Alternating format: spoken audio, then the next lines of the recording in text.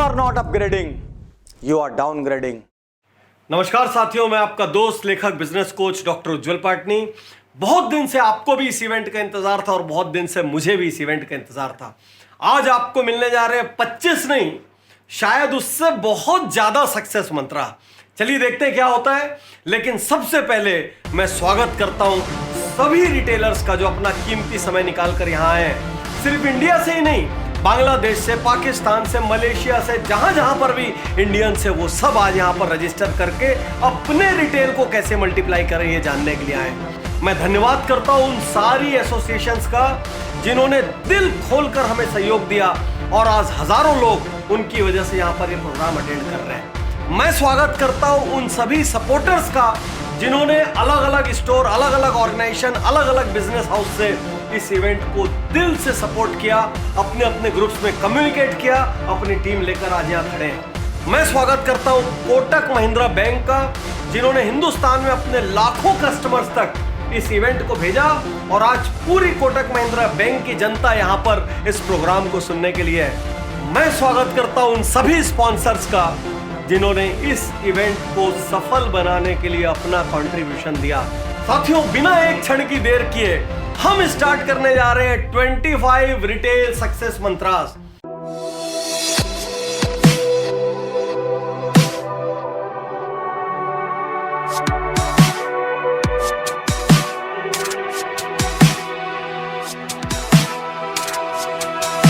इस प्रोग्राम में हम बात करेंगे करंट प्रॉब्लम्स की जो आप फेस कर रहे हैं, उन प्रॉब्लम्स की जो आप आने वाले कुछ महीनों में फेस करेंगे।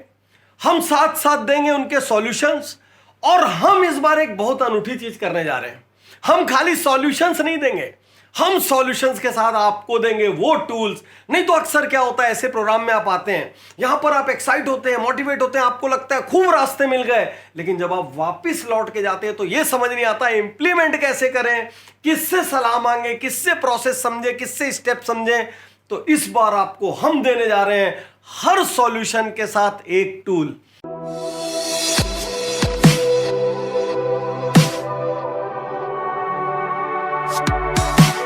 साथियों, आज के दिन की हम शुरुआत करते हैं क्राइसिस मैनेजमेंट मंत्रास से। क्राइसिस क्यों? साथियों, कोरोना ने बहुत सारी दिक्कतें खड़ी की। देश के बहुत सारे हिस्सों में आज भी लॉकडाउन चालू है और रिटेल भारत की रीढ़ है। आप लोग जिन लोगों को एम्प्लॉयमेंट देते हैं, एक्चुअली आप लोग बहुत बड़ी देश सेवा और समाज सेवा का काम करते हैं, लेकिन आपके यहां ताले लगे रहे। इस वजह से आपके ओवरहेड्स बहुत बढ़ गए, बहुत तरीके की दिक्कतें हुई। तो कौन से ऐसे स्टेप्स हैं जहां से आप अपनी इस क्राइसिस को मैनेज कर सकते हैं, सिचुएशंस को ऑप्टिमाइज कर सकते हैं? साथियों, अब बात करते हैं सैलरी ऑप्टिमाइजेशन मंत्रास, और इसमें भी ढेर सारे मंत्रास आने वाले हैं। अब यहां पर दो पोजीशंस है, कहीं पर लॉकडाउन है और कहीं पर नहीं है। मान लीजिए आपने लॉकडाउन के पीरियड की पूरी सैलरी दे दी है तो आप कुछ नहीं कर सकते, लेकिन देश में अधिकांश बिजनेस ओनर्स ने यहां पर करेक्टिव एक्शंस लिए हैं। यदि आपने नहीं लिए तो यह सेक्शन आपके लिए है। यदि लॉकडाउन आपके आज भी चल रहा है तो आप लॉकडाउन में सैलरीज को डिडक्ट कर सकते हैं, यह आपका अधिकार है।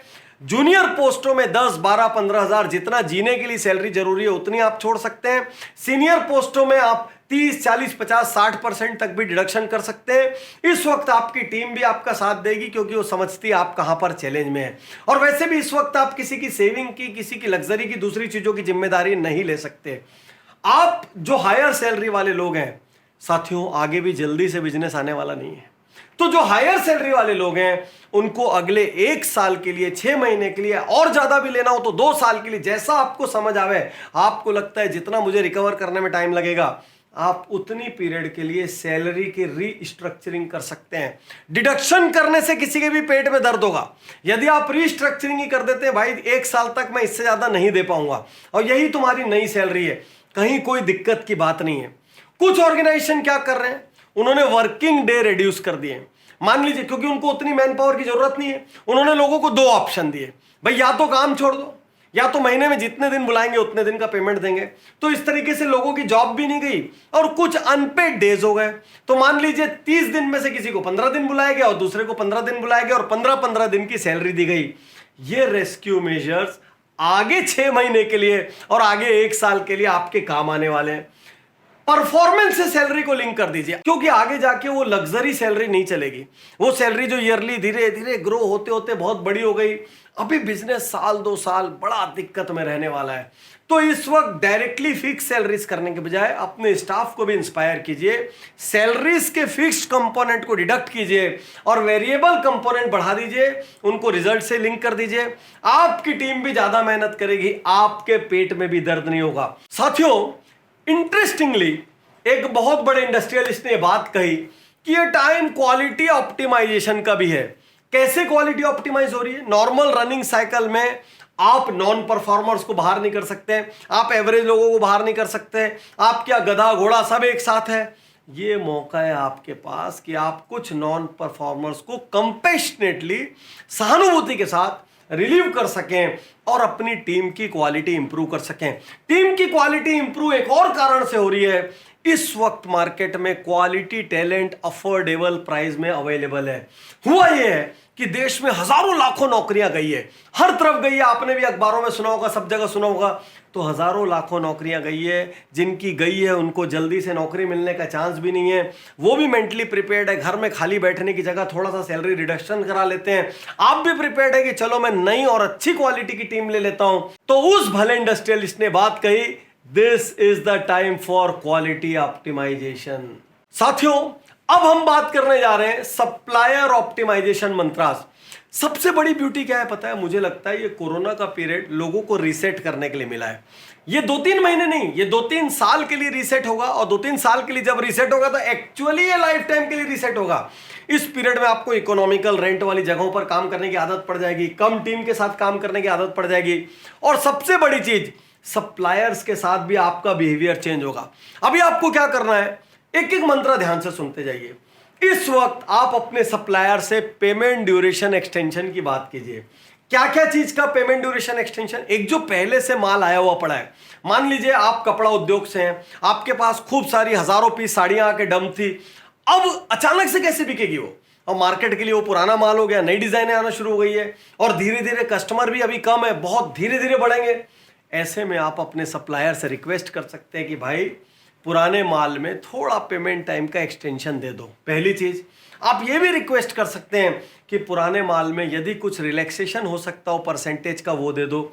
और इसके बाद आगे आपको कैश की फ्लूइडिटी मेंटेन करनी है, लिक्विडिटी मेंटेन करनी है, तो आप भविष्य में जो माल आप लेने जा रहे हैं उस माल के लिए भी कड़क टर्म्स यदि कहीं हो तो थोड़े से रिलैक्सेशन की आप रिक्वेस्ट कर सकते हैं, यह आपका अधिकार है। Seek flexibility in order quantity. अब पहले मान लीजिए किसी जगह मिनिमम क्वांटिटी फिक्स थी कि इतना ही लेना पड़ेगा, नहीं तो ये स्लैब का रेट लगेगा, और इतना लोगे तो ये स्लैब का रेट लगेगा। मान लो कोई चीज को 100 नग ले रहे हो और उसका 100 रुपया लग रहा है, तो आपने 50 नग लिया तो भाई 125 रुपया लगेगा।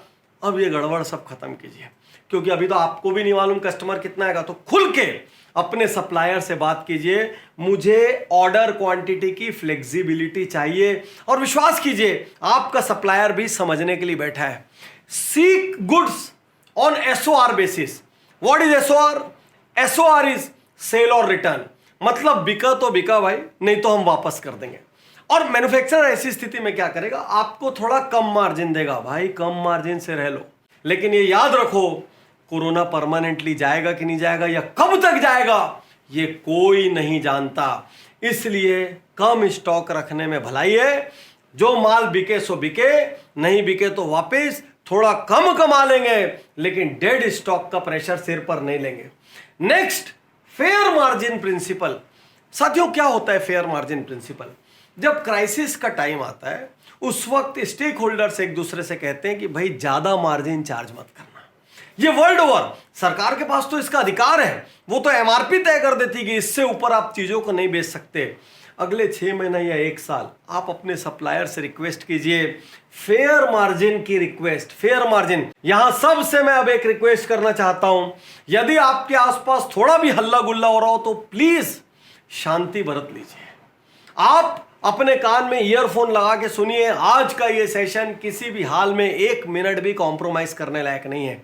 और मेरे साथ पहले आंखें बंद कीजिए और बढ़िया 10 गहरी सांस लीजिए, खूब मुस्कुराते हुए 10 गहरी सांस। तो मैं भी आंखें बंद कर रहा हूं, आप स्टार्ट करेंगे। मैं बोलूंगा 1 2 3 और आप भी आंखें बंद करेंगे, मैं भी आंखें बंद करूंगा। स्टार्ट करते हैं, 1 2 3। मुस्कुरा लेना भाई, मुस्कुरा लेना।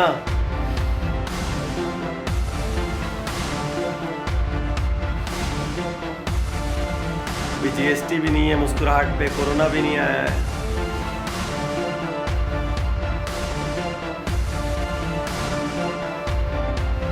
Great great great great great. अब चलिए एक बार 10 क्लैप करते हैं उन सारे लोगों के लिए जो सड़कों पे हमारे लिए अपनी जान पर खेल रहे हैं, उन डॉक्टर्स के लिए, उन सारे मेडिकल प्रोफेशनल्स के लिए, एडमिनिस्ट्रेशन के लिए, सोशल वर्कर्स के लिए।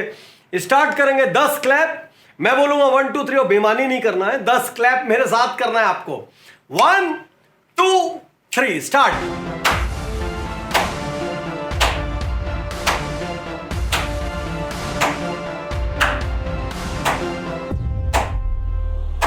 ग्रेट। तो हम बात कर रहे थे साथियों फेयर मार्जिन प्रिंसिपल की। तो फेयर मार्जिन प्रिंसिपल का अर्थ है आपके जो चैनल पार्टनर्स है, आपके जो स्टेक होल्डर्स है, आप उनके साथ सालों साल से काम कर रहे हैं। यदि आपकी जरा भी वहां सुनवाई है तो आप उनसे रिक्वेस्ट कर सकते हैं कि इस पीरियड में मार्जिन थोड़ा सा कम लीजिए, जिससे कि हम भी कस्टमर को कुछ पास ऑन कर सके और घर में कुछ बचा सके। और last but not the least, supplier optimisation में यदि आपके सप्लायर जिद्दी है, अड़ियल है, फ्लेक्सिबिलिटी के लिए तैयार नहीं है, या शायद उनकी भी फ्लेक्सिबिलिटी की कैपेसिटी नहीं है, क्योंकि सप्लायर के पास भी तो पैसा होना चाहिए, तभी तो आपको गुड्स में मार्जिन देगा, तभी तो वो पेमेंट ड्यूरेशन का एक्सटेंशन देगा, तभी तो वो 10 मदद करेगा। तो आप एक्सप्लोर कर सकते हैं नए सप्लायर्स को। इसकी 2 वजह हैं। पहली वजह, आपको फेवरेबल टर्म्स चाहिए। Favourable terms payment wise, quantity wise, delivery wise, payment duration wise, सारे कुछ वाइज आपको फेयर टर्म्स चाहिए एक। और दूसरी चीज, जहां से इजी आ सके, क्योंकि हो सकता है किसी राज्य में आपके सप्लायर थे, वो राज्य में आज भी हार्डकोर कोरोना फैला हुआ है, वहां से माल नहीं आ पा रहा है। तो सप्लाई लाइन की दृष्टि से, सप्लाई चेन के एक्टिवेशन की दृष्टि से भी आपको नए सप्लायर ढूंढने चाहिए। तो साथियों, ये थे सप्लायर ऑप्टिमाइजेशन मंत्रास, और मुझे विश्वास है इसमें से कई चीजें आप कर चुके होंगे, लेकिन बहुत सारी चीजें करनी बाकी है, क्योंकि ये तैयारी सिर्फ कोरोना के लिए नहीं है। आज का ये सेशन भी सिर्फ कोरोना के लिए नहीं है। पहले 15-20 मिनट में कोरोना क्राइसिस से निपटने की बात कर रहा हूं। जब मैं आपका ये पेट दर्द ठीक कर दूंगा तो मैं आपको नेक्स्ट लेवल के लिए, अगले 10 साल के लिए, अगले 20 साल के लिए क्या करना है उसकी बात करूंगा। साथियों, क्राइसिस मैनेजमेंट में आप बात करने जा रहे हैं वेंडर ऑप्टिमाइजेशन मंत्रास। साथियों, मैसिव कॉस्ट रिडक्शन एक्सरसाइजेस करनी पड़ेगी, क्योंकि टर्नओवर इतना डाउन हो गया है और अगले कुछ महीने इतना डाउन रहेगा कि बहुत सारे लोग अपने ब्रेक इवन पर भी नहीं रहेंगे। ऐसे में निष्ठुर होके, निर्दयी होके आपको कॉस्ट रिडक्शन एक्सरसाइजेस करनी चाहिए। मैं आपको सलाह दूंगा, आप वेंडर्स की लिस्ट क्रिएट करें जो जो हर आइटम की सप्लाई में आपके ऑल्टरनेट ऑप्शंस बन सकते हैं। मान लीजिए आप कोई ऑटोमोबाइल रिटेल स्टोर है, आपका किसी एक जगह से पार्ट आता था, आप पता कीजिए और कहां से ऑल्टरनेट पार्ट आ सकता है। आपकी कोई यूनिट है, आप कुछ प्रोड्यूस करते हैं, तो आप ये देखिए मेरा रॉ मटेरियल और कहां से आ सकता है। ऑल्टरनेट वेंडर तैयार कीजिए और डिटेल्ड लिस्ट बनाइए। उसके बाद हर वेंडर के साथ इंडिविजुअली बैठिए, explore cost optimisation with each vendor, और सिर्फ इतना पूछिए आप मेरे को क्या फैसिलिटी दे सकते हैं। यहां पर भी अगेन वही चीजें ढूंढनी है, पेमेंट ड्यूरेशन एक्सटेंशन, पास्ट जो माल आ गया उसमें कुछ बेनिफिट मिल सकता है क्या, पास्ट जो डेड चीजें बची है वो वापस जा सकती है क्या, फ्यूचर पेमेंट ड्यूरेशन एक्सटेंशन, और मिनिमम प्राइसिंग, जितना भी वो आपको कंफर्ट जोन दे सके, फेयर मार्जिन प्रिंसिपल दे सके। Vendor optimisation. साथियों, क्राइसिस मैनेजमेंट का अगला हिस्सा है मार्केटिंग बजट ऑप्टिमाइजेशन मंत्रास। तो सबसे पहले अपने इस साल के मार्केटिंग बजट को ऑप्टिमाइज कर लीजिए। इस साल बहुत मार्केटिंग से फायदा नहीं होने वाला है। एटीएल की जगह बीटीएल करने का प्रयास कीजिए। लेकिन एक बात और मैं बताता हूं, बहुत सारे लोग मार्केटिंग बजट को जीरो करने का सोच रहे हैं। ये ब्लंडर मत कीजिएगा। इस वक्त आपको चीजें बहुत सस्ते रेट में मिल रही है, इस वक्त आपके दरवाजे पर चल कर आ रही है, और इस वक्त आप थोड़ी सी भी एडवर्टीजमेंट करेंगे तो ज्यादा नजर आएगी। इसलिए किसी भी हाल में मार्केटिंग बजट को जीरो मत कीजिए। वक्त है मीडिया हाउसेस से रीनेगोशिएट करने का, वक्त है एजेंसीज से रीनेगोशिएट करने का। कौन सी एजेंसीज? जो आपके लिए वीडियो बना के देती है, जो आपके लिए फोटो खींचती है, जो आपके लिए क्रिएटिव बनाती है, सबसे रीनेगोशिएट करने का वक्त है। और सबको रीनेगोशिएट करते वक्त बिल्कुल भी शर्माइए मत, जेन्युइनली बोलिए। हो सकता है आप 0 पीरियड मांग लें कुछ दिन के लिए, हो सकता है आप 1 साल की फीस में 2 साल की सर्विसेज मांग लें, हो सकता है आप डायरेक्ट कॉस्ट रिडक्शन मांग लें। चुनाव आपका है। साथियों, क्राइसिस मैनेजमेंट की आज की लास्ट सलाह है consultant and professional budget optimisation.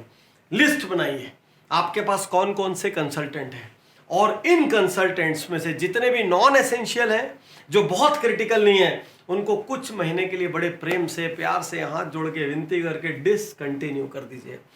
कुछ कंसल्टेंट से एफओपी ले लीजिए। एफओपी का अर्थ होता है फी ऑफ पीरियड, मतलब कोरोना का पीरियड और उसके बाद के 2-3 महीने का जो MIT है, मैक्सिमम इंपैक्ट टाइम है, उस पीरियड को आप फी ऑफ पीरियड ले लीजिए कि इस पीरियड की मुझे कोई फी नहीं लगेगी और आने वाले 1-2 साल के लिए रीनेगोशिएट कर लीजिए, फी रिडक्शन प्रपोज कीजिए। विश्वास कीजिए सब प्रोफेशनल सुनेंगे, सबको मालूम है आप किस जेन्युइन तकलीफ से गुजर रहे हैं। तो इस वक्त अपने कंसल्टेंट्स की, अपने प्रोफेशनल की, और प्रोफेशनल में सब सोचिएगा। प्रोफेशनल में आपका चार्टर्ड अकाउंटेंट भी आ गया, प्रोफेशनल में आपका लॉयर भी आ गया, प्रोफेशनल में सब कोई आ गए।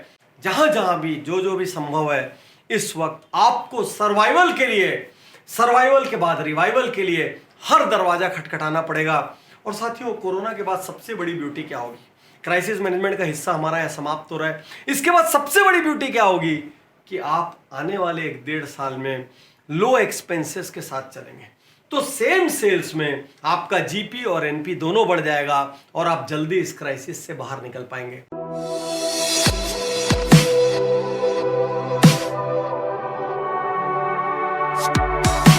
साथियों, अब मैं आपको उस फील्ड के मंत्र देने वाला हूं जिससे आपको सबसे ज्यादा प्यार है।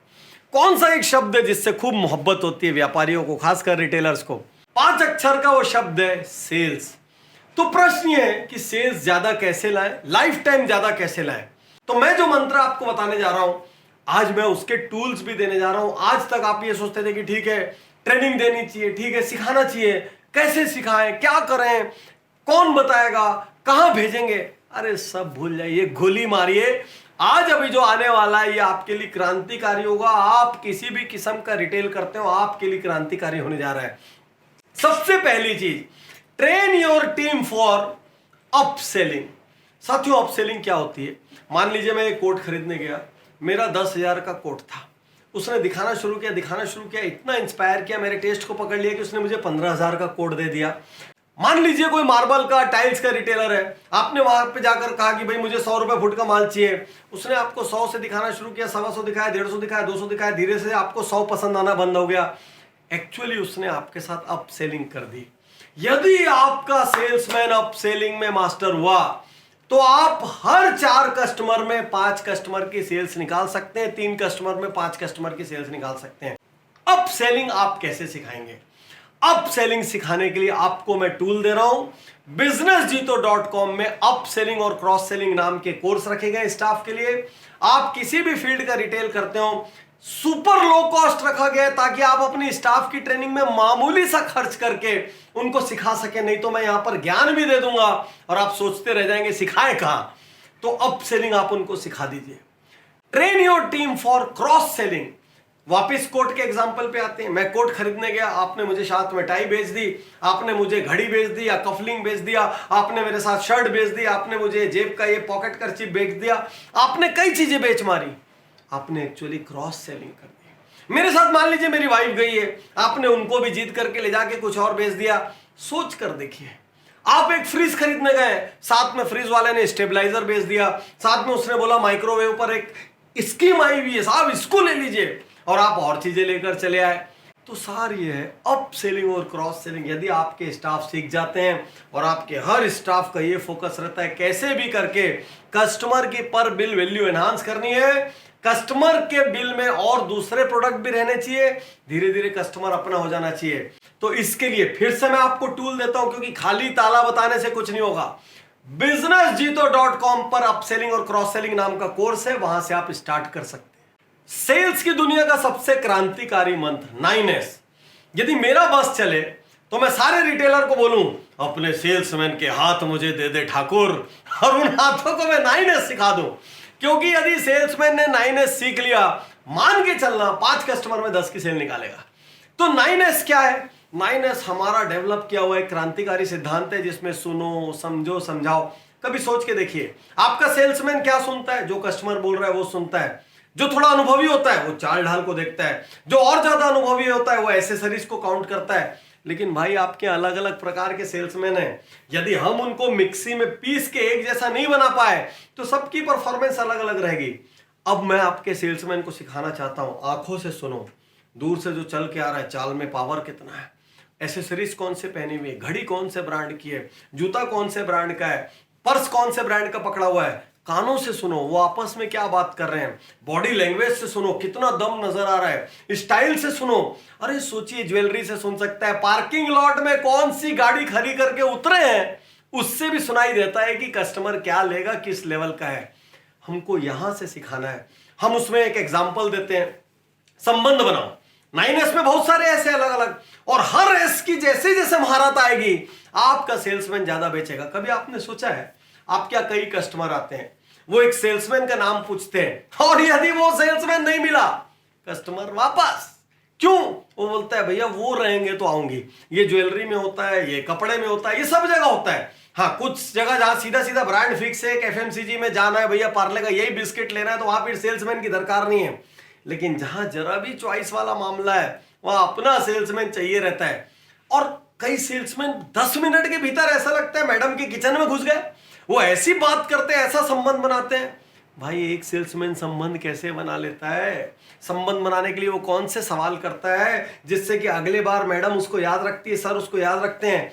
क्या हो यदि हमारे सारे सेल्समैन गजब का संबंध बनाने लग जाए और कस्टमर को लगे यहां मैं जाता हूं तो मुझे मेरा स्टोर, मेरी एंटरप्राइज लगती है। तो हमको 9S सिखाना होगा। इसी 9S में आता है लास्ट है सिक्योर फ्यूचर सेल्स। आप सोच के देखिए, जाते जाते कौन सी बातें होती है, हम आगे इसको मंत्रा में डिस्कस करेंगे, लेकिन कस्टमर निकलता है ना तो लास्ट की 4-5 लाइनें इतनी क्रिटिकल होती है। यदि आपका सेल्समैन उसको सीख जाएगा तो हमको साथियों 9S में अपनी टीम को ट्रेन करना पड़ेगा। और यदि 9S में हमने कर लिया, अभी पहले दिक्कत क्या होती थी, होटल में ट्रेनिंग प्रोग्राम कराओ, अरे ट्रेनर कहां से लाओ, कंटेंट कठिन है, इंग्लिश में बोल रहा है, बाद में रिवीजन कैसा, गोली मारो सबको। businessjito.com आ गया है। अब आपका स्टाफ अपने ऑफिस में बैठ के अपने मोबाइल में कोर्स करेगा और मालिक को पता चलेगा कोर्स सही चल रहा है कि नहीं चल रहा है। साथियों वक्त आ गया है, वक्त आ गया कि अब ओनर को भी सीखना होगा, अब स्टाफ को भी सीखना होगा। क्यों सीखना होगा? क्योंकि हमको स्टाफ के ओवरहेड्स कम करने हैं और कम खर्चों में सुपर पावरफुल टीम बनानी है। ऐसी स्थिति नहीं आनी चाहिए कि अच्छा कस्टमर आया, हम देख रहे हैं हमारा बेहतरीन वाला सेल्समैन का है, भैया तू खाली है क्या, जरा जा अटेंड कर। ये सब तमाशा नहीं चाहिए। Replace no getters with go getters. मैं आज आपसे कहना चाहता हूं, अपनी टीमों को ट्रेन करके इतना शक्तिशाली बना दीजिए कि नो गेटर के लिए कोई जगह नहीं रहे। नो गेटर मतलब अच्छे अच्छे कस्टमर को जो मिस कर देते हैं। कस्टमर 50,000 का माल लेने आए 10,000 का भेज देते हैं, प्रयास ही नहीं करते। आप भी खुद कई बार खरीदने गए होंगे, कई जगह लगता है सेल्समैन को बोलो भाई थोड़ी मेहनत कर ले यार, थोड़ा दिखा दे, थोड़ा एफर्ट डाल दे, और कई जगह सेल्समैन ऐसा जान पे आ जाता है, ऐसा डट जाता है कि आपको लगता है कि नहीं लिया तो गया। तो मैं यहां आपसे कहना चाहता हूं, अब हमको नो गेटर नहीं चाहिए, अब हमको गो गेटर चाहिए। जो सेल्समैन नहीं सोच के आया है वो करने वाला हमको चाहिए। और साथ साथ अब अपनी टीम को सुपर बनाना है तो अपनी टीम के साथ अपॉर्चुनिटी मीटिंग कंडक्ट करना शुरू कीजिए। क्या होती है अपॉर्चुनिटी मीटिंग? हर हफ्ते एक बार कंडक्ट करना है और उस दिन अपनी टीम से पूछना है, यदि हमको 5% सेल्स बढ़ाना है तो हमको क्या करना चाहिए, यदि हमको एक कस्टमर को एक आइटम एक्स्ट्रा बेचना है तो हमको क्या करना चाहिए। आप ही की टीम इसका जवाब देगी। अपॉर्चुनिटी मीटिंग का टॉपिक कई दिन पहले से टीम को दे दीजिए, टीम तैयारी करके आएगी। हो सकता है सेल्स टीम नहीं, आप उसमें पेंट्री वाले को भी शामिल कर लें, फ्लोर मैनेजर्स को भी शामिल कर लें, अकाउंटेंट को, कैशियर को, सबको शामिल कर लें। और आपने बोला हमको हमारे यहाँ कस्टमर सेटिस्फेक्शन बढ़ाने के लिए कौन सी 5 चीजें करनी चाहिए, और जैसे ही आपने बोला वो सब लोग अपना अपना आइडिया दे रहे हैं, और जब वो आइडिया दे रहे हैं आप उन आइडियाज को इंप्लीमेंट कर रहे हैं। तो साथियों businessjito.com आज आपको क्या गिफ्ट देने जा रहा है? आज आपको देने जा रहा है आपके स्टाफ के लिए ट्रेनिंग कोर्सेज का उपहार। कौन कौन सी ट्रेनिंग हमारे पास है? आप ये मत सोचना मार्केटिंग कर रहा हूं, क्योंकि यदि मैं ताले की चाबी नहीं दिया ना तो कितना ही महंगा ताला रखो कोई फायदा नहीं होने जाना है। आज आपको ताले की चाबी घर बैठे मिल रही है। Up selling, cross selling, 9S, salesmanship की गलतियां, सारे कोर्स मैं आज आपको गिफ्ट देने जा रहा हूं। ये गिफ्ट कैसे मिलने वाली है? 1+2, अर्थात जैसे आप बिजनेस जीतो क्लब की एक मेंबरशिप लोगे, मैं 2 स्टाफ की ट्रेनिंग फ्री करता हूं। वो 2 स्टाफ पूरा रिटेल कोर्स कर पाएगा जिसमें आप selling, cross selling, 9S, salesmanship की गलतियां, सारे कोर्स वो कर पाएगा। और जब वो 2 स्टाफ सीखेगा उसके बाद आपको उसका महत्व समझ आएगा, जब उनकी सेल्स करने के तरीके में आपको प्रभाव दिखेगा और आप फिर बाकी स्टाफ के लिए आगे बढ़ेंगे। बिजनेस जीतोगी मेंबरशिप ओनर को क्यों लेनी चाहिए? मैं ये मानता हूं यदि ओनर में ज्ञान नहीं है भाई तो आप स्टाफ को क्या सिखाओगे? आप सिर्फ चिल्लाओगे और मेहनत करता और एक्साइटमेंट दिखाता, लेकिन मेहनत कैसे करता, वो क्या बोलता कस्टमर से, उसको नहीं आता। पहले ओनर सीखेगा तभी स्टाफ को सिखाएगा। तो यहां पर स्क्रीन में जो प्रोमो कोड आ रहा है, आपको businessjito.com पे जाना है, मेंबरशिप पर क्लिक करना है, कार्ट में जब आप निकले बाहर तो ये प्रोमो कोड डाल देना है और आपको 2 स्टाफ की ट्रेनिंग। आज तक बिजनेस जीतो के इतिहास में किसी ने ऐसा नहीं सोचा, लेकिन मैंने अपनी टीम को बोला इस बार रिटेल वालों को कुछ ऐसा देना है कि पूरे भारत के कोने कोने में हर बिजनेस ओनर पहली बार अपने स्टाफ को सिखाने की सोचे, और जब वो सिखाएगा तो वो मंदी से भी बाहर आ जाएगा। साथियों, अगला मंत्र है सेंसरी मार्केटिंग। आप बोलेंगे ये शब्द तो कभी सुना ही नहीं। पंचेंद्रियों से किसी के दिमाग के अंदर घुस जाने की कला, इसको कहते हैं सेंसरी मार्केटिंग। क्या आपको पता है, आप किसी भी चीज के रिटेलर हो, आपका एक बड़ा कपड़ों का स्टोर हो, ज्वेलरी का स्टोर हो, हार्डवेयर का स्टोर हो, सनमाइका प्लाई किसी चीज का स्टोर हो, टाइल्स का स्टोर हो, फ्रेम्स का स्टोर हो, कोई भी चीज का स्टोर हो, आपके यहाँ कस्टमर को एक खास किस्म की सुगंध यदि मिले तो वो हैप्पी हो जाएगा, ज्यादा बाइंग करेगा। यदि उसको आपने कुछ खास किस्म की चीज खाने को दी, आपके यहाँ भी कस्टमर जब 2-3 घंटा रुकते हैं तो आप कुछ ना कुछ ऑफर करते हैं। आप बोलते हैं सैंडविचेस मंगा देते हैं, सर हमारे यहाँ भेल अच्छी मिलती है वो मंगा देते हैं। आपको पता होना चाहिए यदि कुछ खास किस्म की चीज आपने खाने को दी तो कस्टमर ज्यादा हैप्पी होगा और ज्यादा बाइंग करेगा। आप अचरज कर जाएंगे कि यदि कस्टमर को एक खास किस्म की म्यूजिक सुनाई जाए तो वो ज्यादा बाइंग करेगा। 5 इंद्रियां, आंखों से क्या दिखाना जिससे सेल्स बढ़े, कानों से क्या सुनाना जिससे सेल्स बढ़े, मुंह में क्या खिलाना जिससे सेल्स बढ़े, है नाक से क्या सुंघाना जिससे सेल्स बढ़े, क्या स्पर्श कराना, इस विज्ञान को कहते हैं सेंसरी मार्केटिंग। आपको पता है ये जो 50 लाख 1 करोड़ की कारें आती है, इनका दरवाजा जब बंद होता है ना तो एक खास किस्म की आवाज आती है ठड करके, उसके लिए खर्च करते हैं क्योंकि इनके अनुसार वो प्रीमियम होने का एहसास देता है। जब आप नई कार खरीदते हैं तो उसके अंदर एक सुगंध डाली जाती है। क्यों डाली जाती है? क्योंकि नए कार की फील आनी चाहिए। साथियों, सुगंध पे तो ऐसा गेम हुआ है। कोरिया में एक ट्रांसपोर्ट कंपनी थी, उसी के खुद के कॉफी हाउस के पार्लर्स थे। वो क्या करती थी, हर बस स्टॉप के पास उसने कॉफी हाउस के पार्लर खोल लिए, कॉफी पार्लर खोल लिए, और ठीक स्टॉप के पहले वहां पे एरोमा थेरेपी, मतलब वो कॉफी बीन्स की सुगंध को थोड़ा सा छोड़ दिया जाता था बस में, और जैसे ही लोग बस से उतरते थे बहुत बड़ी तादाद सामने कॉफी शॉप की ओर जाती थी, क्योंकि सब कॉन्शियस माइंड को इंपैक्ट करने का नाम है सेंसरी मार्केटिंग। अब क्या ये बड़े खर्चे का काम है? नहीं साहब, बहुत छोटे खर्चे का काम है। साल भर में सब मिला के 25-50 हजार भी नहीं लगने वाला है।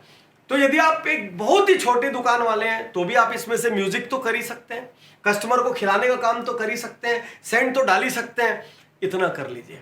तो मैं फिर से कहता हूं, ये वो वन टाइम एक्सपीरियंस है जो दिमाग के अंदर जाके वार करता है और कस्टमर के अंदर से आवाज आती है, भाई खरीद ले, और फिर वो खरीद लेता है। तो चेतन मस्तिष्क पे नहीं, सेंसरी मार्केटिंग अवचेतन मस्तिष्क पे मार करने का काम है। साथियों, अब हम जिस हिस्से में आ रहे हैं उसमें मैं कुछ डीप मंत्रास, डीप एनालिसिस आपसे शेयर करने जा रहा हूं।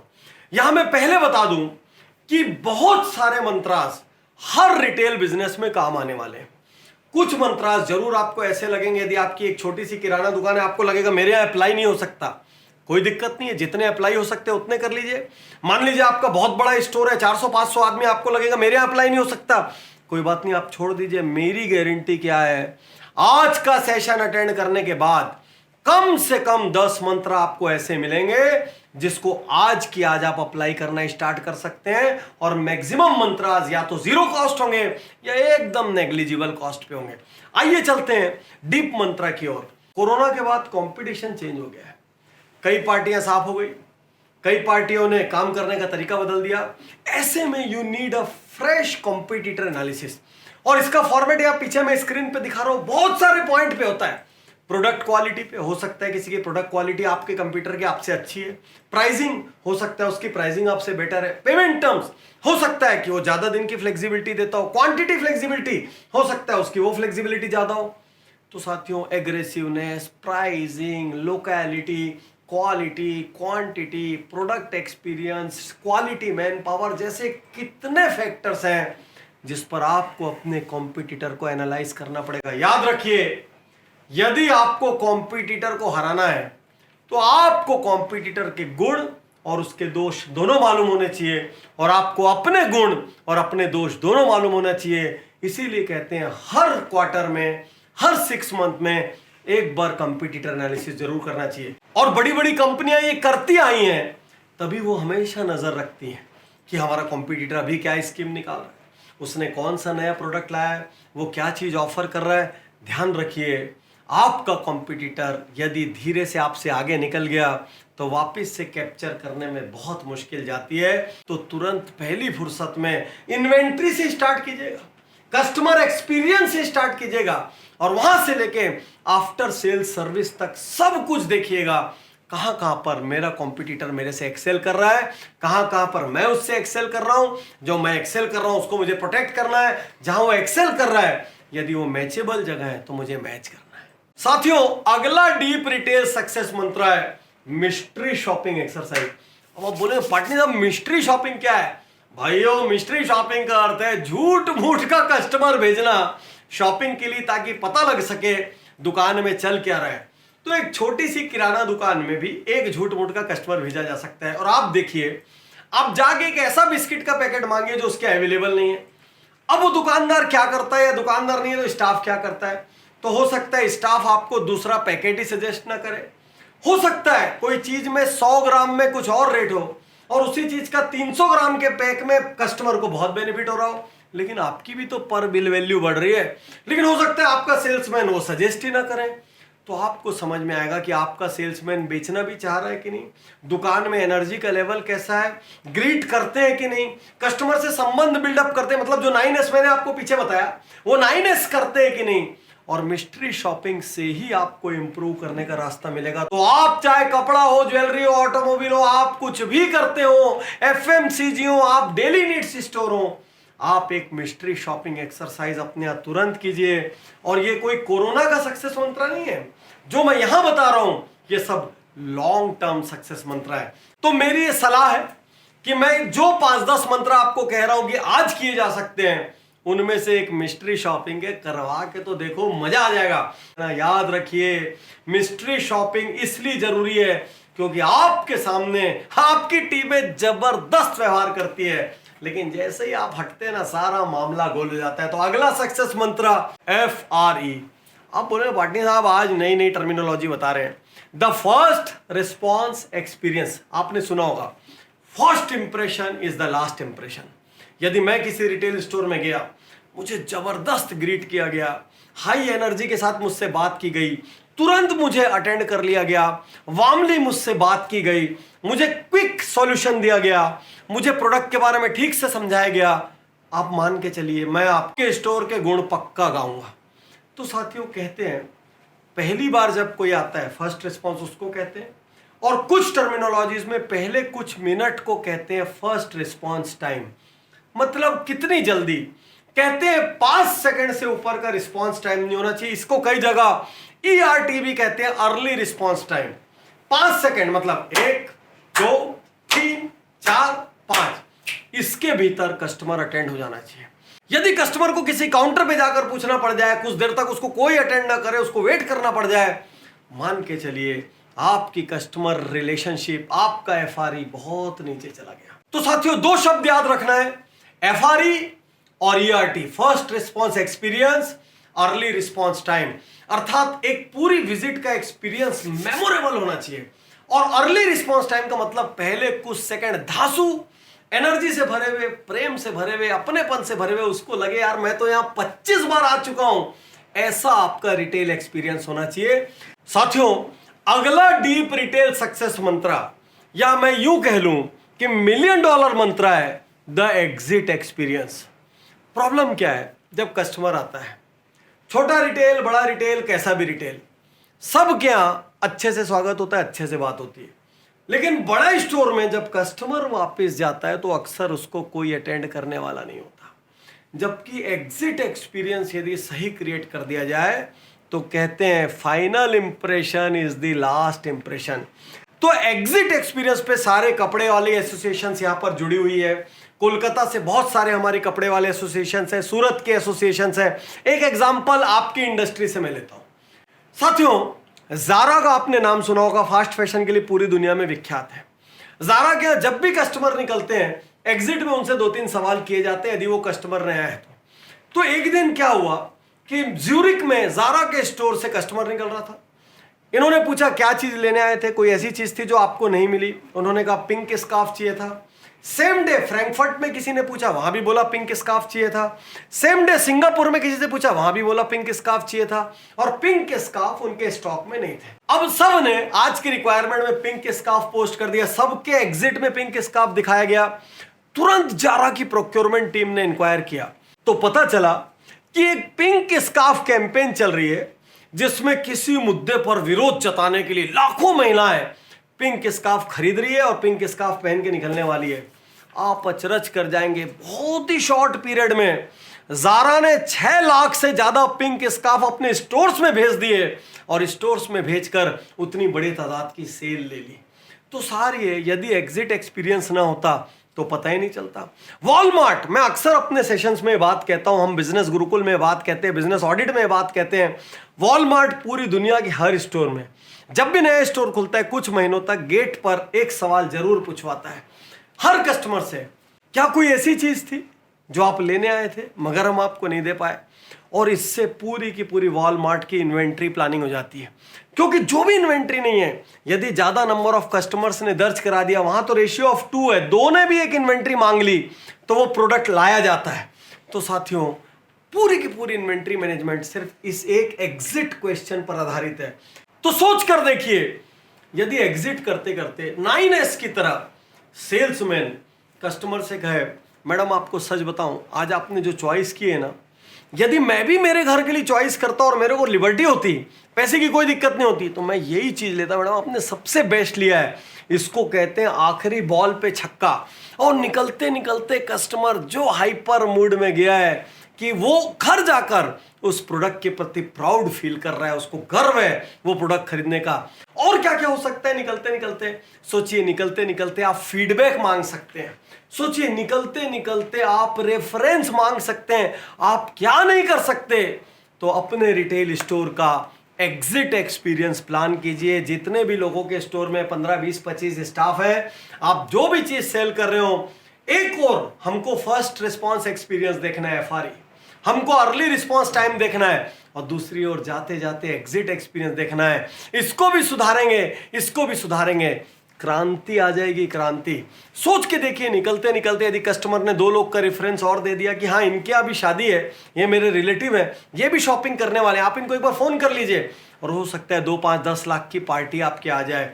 तो सारी है एग्जिट एक्सपीरियंस अपने अपने बिजनेस ऑर्गेनाइजेशंस में स्टार्ट कीजिए। अगला डीप रिटेल सक्सेस मंत्र, द फॉलो अप चैंपियंस। साथियों, आप एक प्लाईवुड स्टोर में जाइए, आप कुछ खरीदे बिना लौट आइए। आज यहां पर प्लाईवुड एसोसिएशन भी हमारे साथ शामिल है, हमारे साथ सब एसोसिएशन के पितामह कैट शामिल है, और आपके आने से हमें बहुत गर्व है। हम बायकॉट चाइना में आपके साथ कंधे से कंधा मिलाकर खड़े हैं। तो कैट के अंदर सोचिए कितनी 40,000 एसोसिएशन है, और मैं यहां किसी भी प्रोडक्ट का एग्जांपल दे दूं वो कहीं ना कहीं कैट के अंदर आएगा। तो सभी कैट वाले भाइयों का स्वागत। अब आप सोच कर देखिए कि आप एक प्लाईवुड स्टोर में गए, आप वहां से बाहर निकल रहे हैं, और आपको बाहर निकलने के बाद कोई फोन नहीं आ रहा है, कोई पूछ नहीं रहा है कि आप कुछ लेंगे, आप कब लेने वाले हैं, सर आपका प्लान क्या हो। आप एक पेंट रिटेल स्टोर से निकल रहे हैं और कोई पूछने वाला नहीं है, सर आपका घर पेंट के स्टेज पर आ गया क्या। आप सोच के देखिए, आप एक रेफ्रिजरेटर के स्टोर से निकल रहे हैं, इलेक्ट्रॉनिक स्टोर से निकल रहे हैं, कोई पूछने वाला नहीं। अब इसी स्थिति को चेंज करते हैं। सोचिए कि आप क्या सिस्टम है कि आप क्या फोन कॉल से, SMS से, व्हाट्सएप से, सोशल मीडिया से कहीं ना कहीं से पूछते हैं। अब आप क्या, कोई आया फ्रिज देख के चला गया, लिया नहीं, आपके पास डेटा है, आप फॉलो अप चैंपियन है, आपके पास फॉलो अप की टीम है, और 2-3 दिन बाद फोन आता है, सर आपके फ्रिज लेने का निर्णय क्या हुआ। मैं आपको बताना चाहता था सर एक बहुत बढ़िया ऑफर आया हुआ है, तो यदि आपने नहीं लिया हो तो अभी वो निर्णय आप ले सकते हैं। सोचिए, आपने हो सकता है वैसा किया, नहीं तो उसी फ्रीज के बारे में कहीं किसी मैगजीन में तारीफ छपी, आपके पास नंबर था, आपने वो व्हाट्सएप कर दिया, आपने कर्टसी कॉल कर दिया।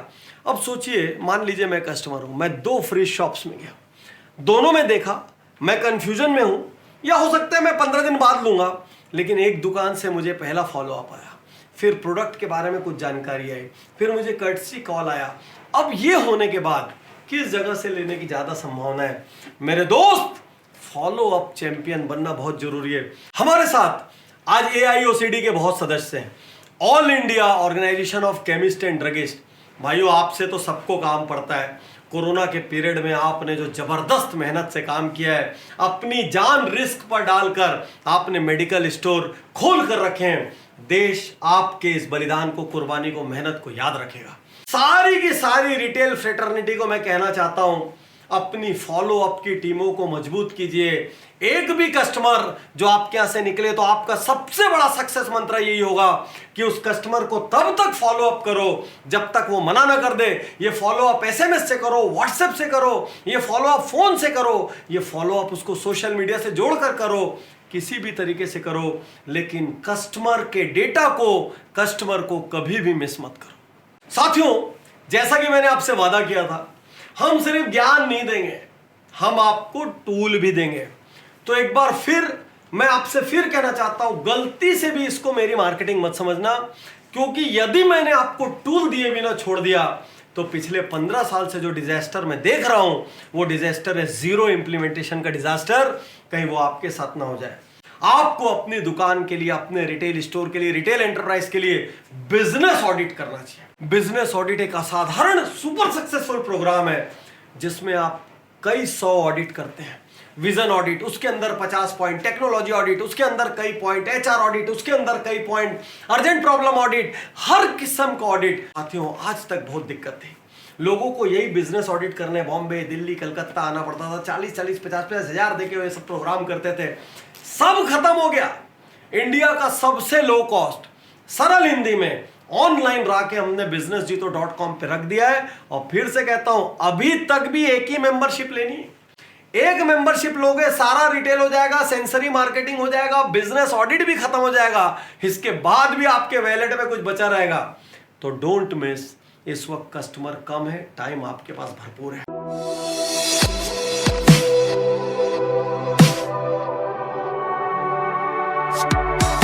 साथियों, सक्सेस के लिए सबसे जरूरी चीज क्या है? सबसे जरूरी चीज है विजन।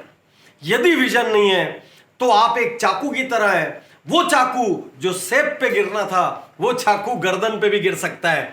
सोचिए, एक बहुत शक्तिशाली एरोप्लेन जब हवा में उड़ता है, यदि उसको ये ना पता हो कि उसको लैंड कहां पर करना है, तो कितना भी शक्तिशाली एरोप्लेन क्यों ना हो, वो क्रैश कर जाएगा। ये डायलॉग मैं हमेशा हर प्रोग्राम में कहता हूं। आज मैं आपसे कहना चाहता हूं, आपका क्या विजन है? अपने आप से पूछिए, आज से 10 साल बाद मैं कहां जाना चाहता हूं? आप किसी भी रूप में पूछ सकते हैं। मेरे कितने स्टोर होंगे, मेरे यहाँ कितने एम्प्लॉयज होंगे, मेरे कितने टर्नओवर होंगे, मेरी साख किसके लेवल की होगी, मेरे पास कितने नंबर ऑफ प्रोडक्ट होंगे, मेरा कितने शहरों में विस्तार होगा।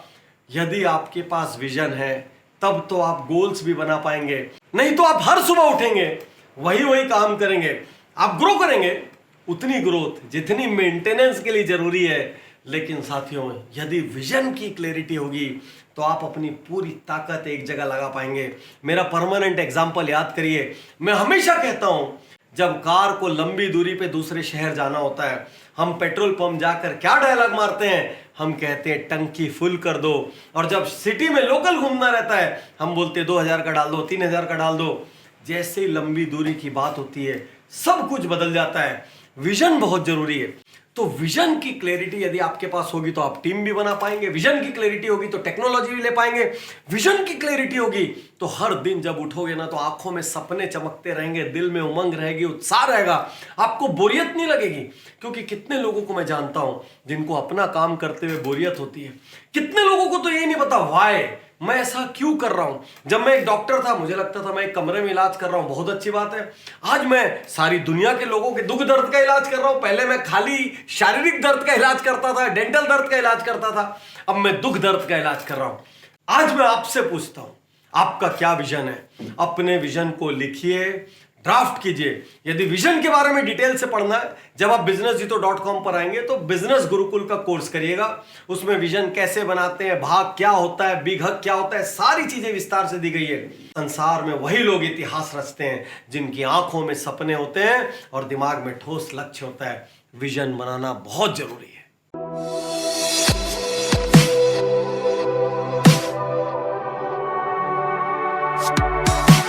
साथियों, अब मैं आपको बताने जा रहा हूं कल्चर मैनेजमेंट मंत्रास, अर्थात संस्कृति, अर्थात वो मंत्रास जो किसी ऑर्गेनाइजेशन को जिंदा ऑर्गेनाइजेशन बनाते। जिंदा क्या होता है? जिंदा, अलाइव, हैपनिंग, जहां जाके मजा आता है।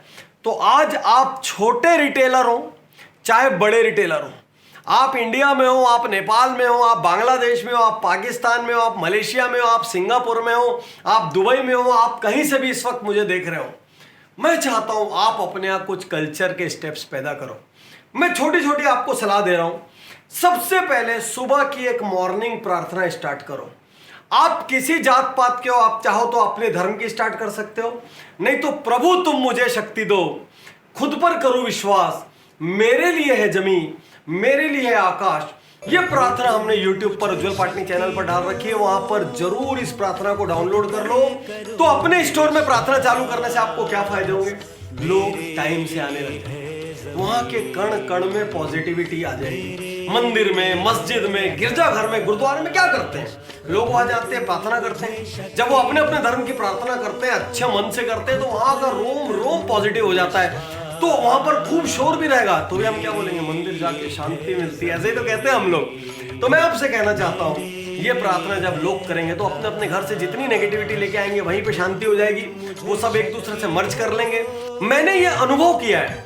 एक संस्थान है श्री शिवम, जो रायपुर में है, नागपुर में है, भोपाल में है, कई जगहों पर है। वहां पर रोज सुबह जब प्रार्थना होती है तो उनके हर स्टोर में 200-300 कर्मचारी बैठ के आनंद से मेरी प्रार्थना को करते हैं। मेरी लिखी हुई है, प्रभु तुम मुझे शक्ति दो, और उसके बाद एक दूसरे को ग्रीट करते हैं। ऐसा लगता है उस वक्त वहां पर भगवान बसते हैं। तो सुबह सुबह लोग घरों से चाहे जैसी नेगेटिविटी लेकर आए हो, अंदर आकर आप उनको पॉजिटिव कर दीजिए। तो पहला कल्चर स्टेप, कल सुबह से अपने स्टोर में, छोटा हो चाहे बड़ा, आप 2 ही आदमी क्यों ना हो, प्रार्थना शुरू करिए। याद रखिए, जिस जगह पवित्रता होती है ना, व्यापार अपने आप चला आता है। Make your organisation a smile organisation. कहते हैं अपने स्टोर को, अपने एंटरप्राइज को स्माइल सेंटर बना दो। लोग एकदम मुस्कुराते हुए मिले, गर्म जोशी से मिले, भावनाओं से मिले। आज आधी से ज्यादा जगह डिस्काउंट कल्चर समाप्त हो चुका है, बार कोडिंग हो चुकी है। कोई भी आपसे डिस्काउंट नहीं मांग रहा है। वो क्या कह रहा है? मुझे महत्वपूर्ण होने का बोध कराओ, मुझे वजन दो। मैं यदि किसी प्रोडक्ट के बारे में पूछ रहा हूं तो मुझे पूरा ज्ञान दो, अवेयरनेस दो। मेरे ऊपर फोकस करना भाई, मुझे इग्नोर मत करना। और ये करने के लिए अपने ऑर्गेनाइजेशन में स्माइल कल्चर स्टार्ट कीजिए। बल्कि जो लोग सारा दिन स्माइल करते हैं, जो एक टफ कस्टमर के सामने भी पेशेंस से रहते हैं, उनको आप अवार्ड्स भी दे सकते हैं, ताकि धीरे धीरे आपके ऑर्गेनाइजेशन के बारे में लोग बाहर निकल के बोले, यार क्या जिंदा ऑर्गेनाइजेशन है, क्या ग्रीट करते हैं, क्या ट्रीट करते हैं। कभी आप बेंगलोर में जिंदल नेचर केयर है, वहां पर आप जाएंगे तो आपको ऐसा लगेगा जैसे जितने भी लोग वहां पर काम करते हैं वो आपको पहले से जानते हैं। हर आदमी आपको जबरदस्त तरीके से नमस्कार करेगा, हर आदमी आपको जबरदस्त तरीके से ग्रीट करेगा। आपको लगेगा मेरे को पहचानता है क्या? तो आपके स्टोर में ऐसी स्थिति होनी चाहिए, एक नया कस्टमर भी आए, उसको लगे मैं तो यहां सालों से आ रहा हूं। कस्टमर को ग्रीटिंग की विधि और शब्द फिक्स करिए। डिजाइन एक्सटर्नल ग्रीटिंग्स, वो नमस्कार करेंगे, वो सलाम करेंगे, वो नमस्ते करेंगे, वो वेलकम करेंगे, वो गुड मॉर्निंग करेंगे, वो दोनों हाथ जोड़ेंगे, वो एक हाथ को सीने पे रखेंगे, वो पेट पे हाथ जोड़ेंगे कि छाती पे हाथ जोड़ेंगे कि चेहरे के सामने हाथ जोड़ेंगे। पूरे ऑर्गेनाइजेशन में स्टैंडर्डाइज्ड ग्रीटिंग करिए। ड्रेस कोड, ड्रेस कोड की ब्यूटी अलग है। जब किसी स्टोर में जाओ, 10 स्टाफ, 20 स्टाफ, 25 स्टाफ एक जैसे कपड़े पहने हुए नजर आते हैं तो ऐसा लगता है ऑर्गेनाइजेशन है। जब वो लोग बाहर घूमते हैं, एक तरीके से वो आपकी ब्रांडिंग करते हैं। एक बार आपको लगेगा कि खर्चा हो रहा है, सिर्फ एक बार, लेकिन उसके बाद वो आपके लिए एक एसेट हो जाएगा। टीम में उससे यूनिटी आ जाएगी, उससे एक ब्रांड की फीलिंग पैदा हो जाएगी और आपको खुद को लगेगा आप एक विजनरी और साइजेबल ऑर्गेनाइजेशन है।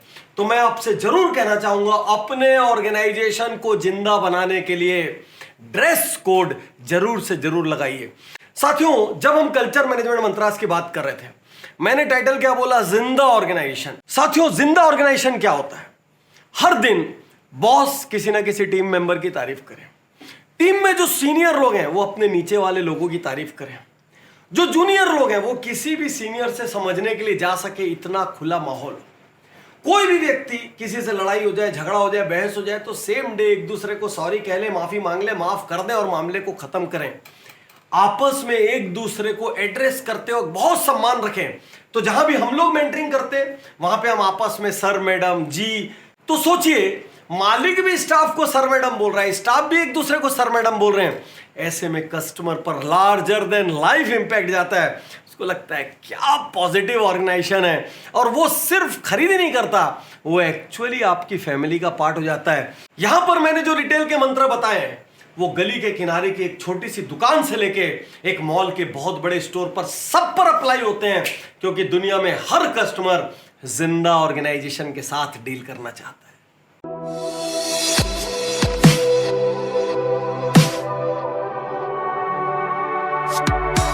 साथियों, सबसे जरूरी social media and digital marketing mantras. आपका सबसे ज्यादा वक्त किस पे गुजरता है? इस पे गुजरता है ना, आपके मोबाइल पर। तो सोशल मीडिया और डिजिटल मार्केटिंग मंत्रास। साथियों, 4 कारण हैं जिसकी वजह से सोशल मीडिया पे आपके बिजनेस को आना चाहिए। एक, ब्रांडिंग के लिए, ताकि आपका ब्रांड बने, आपका नाम हो। एक, अवेयरनेस के लिए, ताकि आपके प्रोडक्ट की अवेयरनेस फैले, आपके बारे में अवेयरनेस फैले। अगला, एंगेजमेंट के लिए, ताकि आप अपने कस्टमर को एंगेज कर सकें।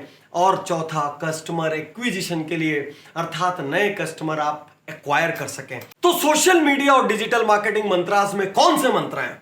सबसे पहले, एक्टिवेट व्हाट्सएप। सबसे पॉपुलर प्लेटफॉर्म आज व्हाट्सएप है। बिजनेस व्हाट्सएप जरूर से जरूर ले लीजिए, एक भी इंक्वायरी मिस नहीं होती। इसके अलावा व्हाट्सएप में अपने प्रोडक्ट के बारे में, अपने एंटरप्राइज के बारे में, अपनी सर्विसेज के बारे में, अपनी सुविधाओं के बारे में धीरे धीरे धीरे धीरे धीरे धीरे प्रचार कीजिए। मंत्रा, अपना फेसबुक पेज बनाइए और अपने बारे में जो भी जानकारी आप फेसबुक में डाल सकें, जो आपकी बिजनेस की रिलेवेंट जानकारी हो, जो फेसबुक पे जा सके, इंस्टा पे जा सके, यूट्यूब पे जा सके। यहां पर मैं आपको एक बात जरूर कहना चाहूंगा, यदि आप जरा भी साइजेबल ऑर्गेनाइजेशन है तो आपको कुछ वीडियोस बनाने चाहिए। कैसे वीडियोस? Product videos. आप देखिए, बाबा रामदेव के पतंजलि घी के प्रोडक्ट वीडियोस आते हैं कि हम कैसे प्रोडक्ट बनाते हैं, हमारे प्रोडक्ट रेंज क्या है। प्रोसेस वीडियोस, वो पूरा मेकिंग के प्रोसेस के थ्रू लेके जाते हैं। आपके पास कई बार सूरत की साड़ी कंपनियों का आया होगा, जहां पर वो अपनी साड़ी मिल में साड़ी बनने का प्रोसेस दिखाते हैं। आपके पास अमूल का आया होगा जो दूध बनने का प्रोसेस दिखाता है। सार ये है, यदि आपको अपने प्रोसेस पे गर्व है तो आपको अपना प्रोसेस वीडियो बना के फेसबुक पे, इंस्टाग्राम पे और यूट्यूब पर डालना चाहिए। चैरिटी वीडियोस, आज की दुनिया में लोगों को पॉजिटिव ऑर्गेनाइजेशन अच्छे लगते हैं। सब लोग अभी रतन टाटा को क्यों लाइक कर रहे हैं, अक्षय कुमार को क्यों लाइक कर रहे हैं, सोनू सूद को क्यों लाइक कर रहे हैं? क्योंकि इनका चैरिटी का पक्ष उभर कर सामने आया है। आपसे कहना चाहता हूं, आप किसी भी किस्म की चैरिटी करते हो, आप एक गौशाला को दान करते हो, आप एक स्कूल को दान करते हो, आप कोई कन्या दान करते हो, आप किसी प्रधानमंत्री राहत कोष में देते हो, जो भी आप करते हो, यदि आप एक छोटा सा चैरिटी वीडियो या अपनी सोशल एक्टिविटीज का वीडियो बनाकर डालते हैं तो आप देखिए, सूरत का जो हरे कृष्णा डायमंड्स ढोलकिया ग्रुप है, वो लोग जब एम्प्लॉयज को कार गिफ्ट करते हैं, ज्वेलरी गिफ्ट करते हैं, फ्लैट गिफ्ट करते हैं, उसके वीडियो पूरे देश में घूमते हैं। इससे क्या होता है, लोगों के दिमाग में ब्रांडिंग होती है, पॉजिटिव ब्रांडिंग। क्यों? क्योंकि वो एक तरीके से चैरिटी और टीम की केयर का वीडियो है। लोगों को लगता है क्या ऑर्गेनाइजेशन है। लोग आपको एक बिजनेसमैन की तरह, आपको रोल मॉडल की तरह देखते हैं और आपके साथ काम करना चाहते हैं। यदि आपका प्रोडक्ट इनोवेटिव है, आउट ऑफ बॉक्स है, आप इनोवेशन वीडियो बना सकते हैं। फेसबुक पे अपने आप लाखों की तादाद में शेयर होते हैं। यदि कोई कस्टमर आपके बारे में अच्छा बोलता है, आप टेस्टिमोनियल वीडियो बना सकते हैं। अहमदाबाद के सबसे बड़े बिल्डरों में से एक को हम मेंटर कर रहे हैं।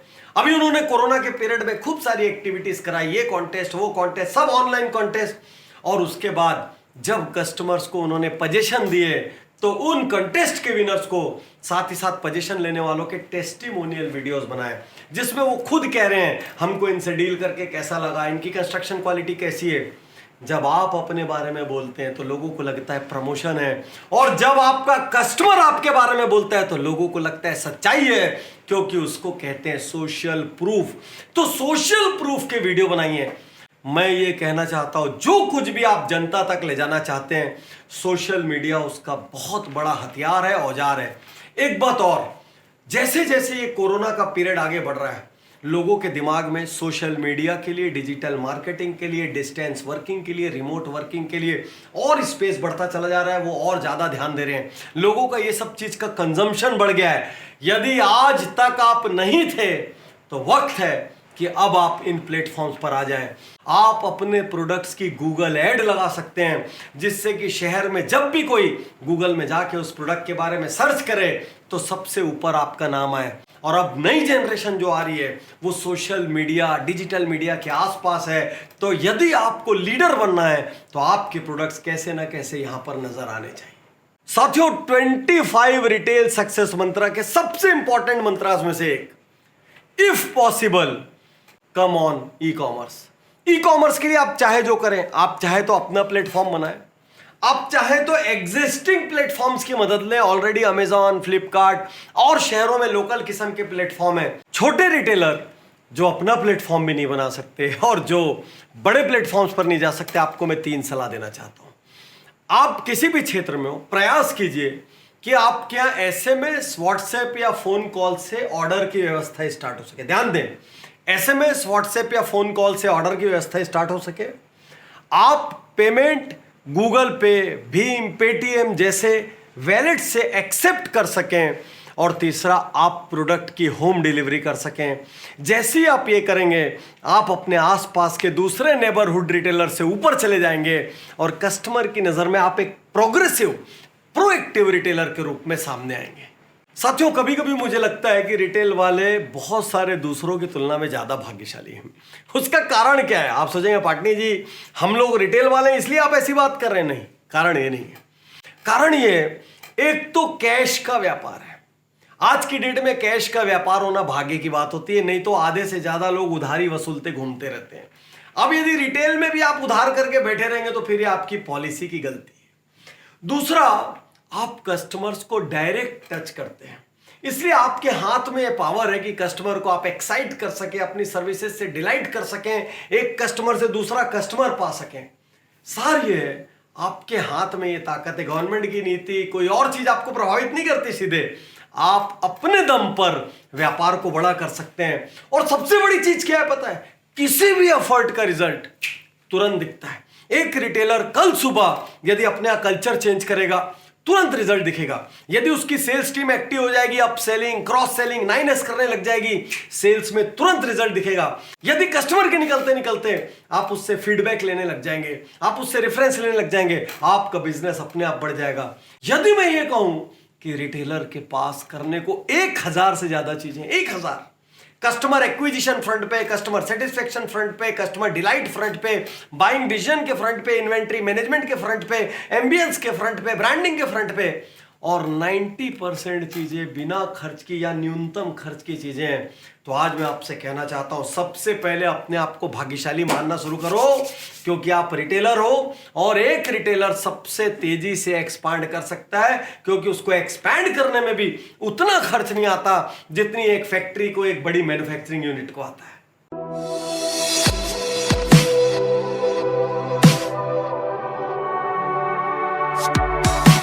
कस्टमर रिलेशनशिप मैनेजमेंट मंत्रास अर्थात सीआरएम। अब सीआरएम के 2 तरीके हैं। एक तो सीआरएम सॉफ्टवेयर से मैनेज होता है, जिसमें कस्टमर को एसएमएस जा रहे हैं, व्हाट्सएप जा रहे हैं, कस्टमर का डेटा नोट हो रहा है, विभिन्न किस्म के एनालिटिक्स मिल रहे हैं।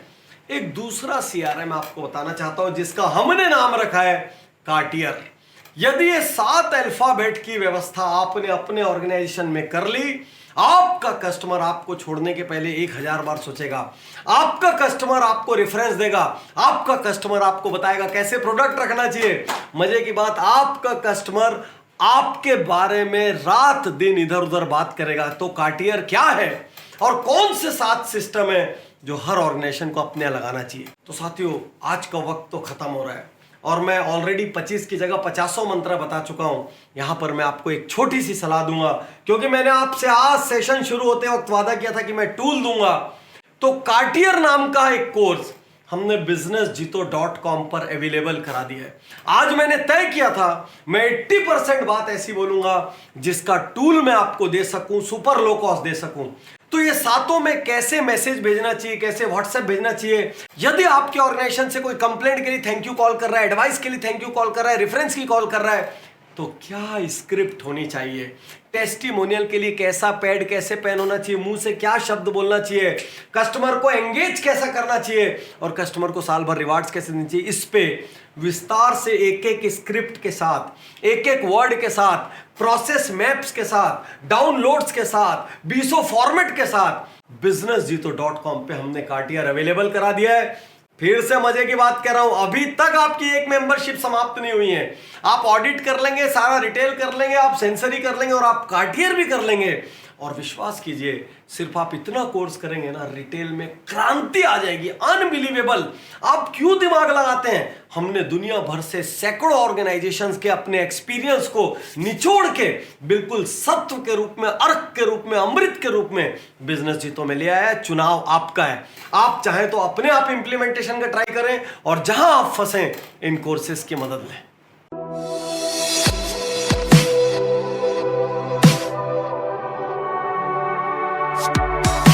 और साथियों, एक बिजनेस ओनर के रूप में मैं आपको क्विक मंत्रास देना चाहता हूं।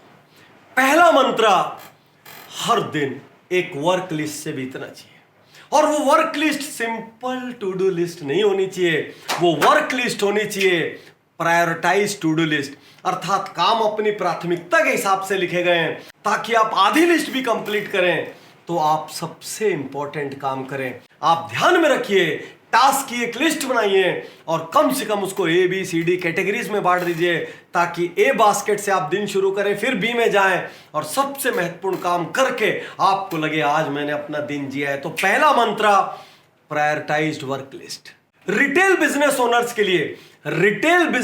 के लिए मेरा दूसरा मंत्र, think like your role model.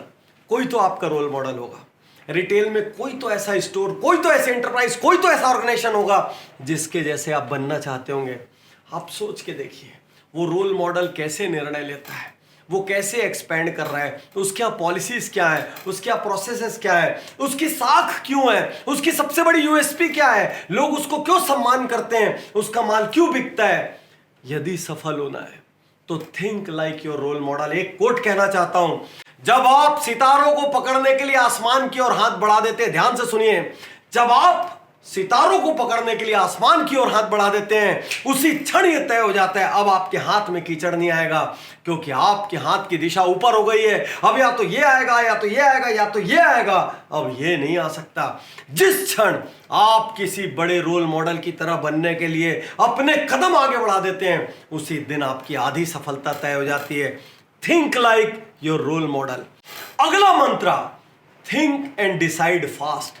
साथियों, यदि इतने साल में मैंने प्रतिभाशाली लोगों को फेल होते देखा है, औसत रहते देखा है, सिर्फ इसलिए क्योंकि वो निर्णय नहीं लेते। उनको पता है सही क्या है, गलत क्या है, उनको पता है कि उनके पास कस्टमर है, उनके पास पैसे, एक्सपेंशन किया जा सकता है, उनको पता है फला प्रोडक्ट लाइन ऐड की जा सकती है, उसके बाद भी वो लोग निर्णय नहीं लेते। आज मैं आपसे कहना चाहता हूं, थिंक एंड डिसाइड फास्ट, क्योंकि दुनिया में लोग औसत या असफल गलत निर्णयों की वजह से नहीं है, दुनिया में लोग औसत या असफल निर्णय नहीं लेने की वजह से हैं। साथियों, यूं तो रिटेल में बात करने के लिए हजारों बातें हैं, लेकिन वक्त की अपनी एक सीमा होती है, और आपके अद्भुत असाधारण पार्टिसिपेशन के बावजूद हमारा वक्त खत्म होने जा रहा है। अगले कोर्स में हम लोग बात करेंगे रेशियोज की, एनालिटिक्स की, टेक मंत्रास की, इन्वेंट्री मंत्रास की, बाइंग मंत्रास की, डीप रिटेल थिंकिंग की, कस्टमर एक्सपीरियंस डिजाइन की,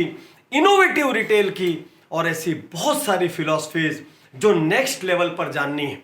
आज का यह कोर्स हमने काफी बेसिक रखा, काफी इंप्लीमेंटेबल रखा। एक छोटी दुकान से लेके एक बड़ा ऑर्गेनाइजेशन तक सबको इंप्लीमेंट कर सकते हैं। सबसे बड़ी बात, आज हमारा एक लक्ष्य था, जो भी चीज हम बताएं उसके साथ एक सॉल्यूशन दें, उसके साथ एक टूल दें। हम इसमें सफल हुए। बहुत सारी ऐसी एडवांस थिंकिंग आएगी जिसका टूल शायद हमारे पास रेडी नहीं होगा, लेकिन तब आपको टूल ढूंढने की जहमत करनी पड़ेगी। आज के कोर्स की ब्यूटी ये है, आपको पता है प्रॉब्लम क्या है, आपको पता है उसका सॉल्यूशन करने से कितने गुना, सैकड़ों गुना फायदा हो सकता है, क्योंकि देश में हजारों ऑर्गेनाइजेशंस को हुआ है। और आपको यह भी पता है कि उसका सॉल्यूशन कहां अवेलेबल है, और आपको यह भी पता है कि डॉक्टर उज्जवल पाटनी ने आपको कितनी बड़ी गिफ्ट दी है। तो अब सब कुछ आपको पता है, निर्णय लेने का दारोमदार मैं आपके ऊपर छोड़ता हूं। साथियों, अब अपना दाहिना हाथ उठाइए, दाहिना हाथ, this is my right hand. अपना राइट हैंड उठाइए, पीठ के पीछे ले जाइए और 10 बार थपथपाइए। 1 2 3 4 5 6 7 8 9 10। क्यों पता है? आपने आज व्यस्ततम समय से सीखने के लिए समय निकाला, क्योंकि जो सीख रहा है वही जिंदा है, बाकी सब शर्मिंदा है। आपने पूरे धीरज से इस प्रोग्राम को सुना और एक एक क्षण एंगेज रहे। आप सबका शुक्रिया, धन्यवाद, थैंक यू। एक बार फिर सारे एसोसिएशंस का धन्यवाद, सारे ऑर्गेनाइजेशंस का धन्यवाद, कोटक महिंद्रा बैंक का धन्यवाद, मेरे सारे गुरुकुल वीआईपी ऑडिट के पार्टिसिपेंट्स का धन्यवाद, वो सारे इंडिविजुअल ऑर्गेनाइजेशन जिन्होंने मुझे सपोर्ट किया उनका धन्यवाद, मेरी टीम का धन्यवाद जिसने रात दिन भिड़ के इस प्रोग्राम को सफल बनाया। और अगले कोर्स में बहुत जल्दी जरूर मिलेंगे। मैं तैयार हूँ।